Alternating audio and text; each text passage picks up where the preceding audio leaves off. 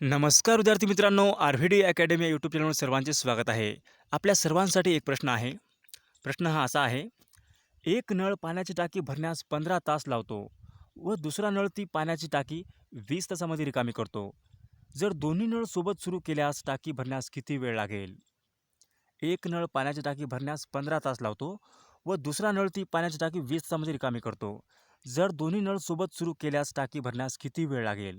सर्वांनी या प्रश्नाचं उत्तर कमेंट करून सांगायचं आहे. सर्वांनी हा प्रश्न सोडवायचा आहे.